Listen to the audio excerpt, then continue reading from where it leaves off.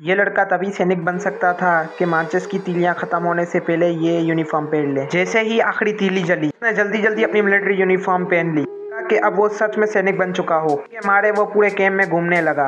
उसने बड़ों की तरह शेप की करना सीखा। उस मासूम से चेहरे को देखकर सारे सैनिक मुस्कुरा उठे। उस दिन वो पूरी लगन से पहरेदारी कर रहा था। लग रहा था कि वो अब भी सेना का हिस्सा है। अगले ही पल सब कुछ गया। कैंप पर हवाई हमला हो गया। हर तरफ धमाके होने लगे। गोलियों की आवाज से जमीन कांप उठी। एक अफसर ने दौड़कर उस बच्चे को ढाल बनकर बचाया और धुआं और घायल सैनिक पड़े हुए थे। उस बच्चे ने खून से लथपथ सैनिकों को देखा। उसे पहली मर्तबा जंग का एहसास हुआ।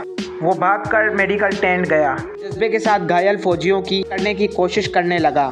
छोटी उंगलियां कांप रही थी, लेकिन हौसला मजबूत था। टेंट के बीच खड़ा हो गया और सैनिकों के लिए गाना गाने लगा। मासूम आवाज सुनकर कई घायल सैनिकों की आंखों में आंसू निकल आए। उनका हमला फिर शुरू हो गया। गोलियों की पेटी खींचते हुए तो में दौड़ने लगा। सैनिक तक गोलियां पहुंचाने लगा। बुजुर्ग सैनिक ने उसे देखकर उसकी पीठ थपथपाई। ने घर से सैल्यूट किया, आगे बढ़ गया। थोड़ी देर बाद वो कमांड पोस्ट में पहुंचा। वहाँ पता चला कि कम्युनिकेशन लाइन कट चुकी है। बेहद परेशान था। ये देखकर बिना कुछ सोचे समझे ट्रेन से बाहर निकल गया। क्योंकि बारिश के बीच वो लड़खड़ा था, वो आगे बढ़ने लगा। पल मौत सामने थी, वो रुका नहीं। टूटी हुई वायर जोड़ दी और सिग्नल चालू होने लगा। इसी की वजह से सेना को जानकारी मिली और दुश्मन को पीछे हटना पड़ा। दिनों बाद वो स्काउट की तरह निगरानी करने लगा। दूरबीन की मदद से उसने देखा घास के ढेर में किसी का पैर छुपा हुआ है। तुरंत दौड़ता हुआ कैंप लौटा। सबको बताया। लेफ्टिनेंट को पहले भरोसा नहीं हुआ के जोर देने पर दो सैनिकों को लेकर वो वहां पहुंचा। तो बाहर निकालने के लिए घास में आग लगा दी गई। दो दुश्मन भागते हुए बाहर आए और पकड़े गए।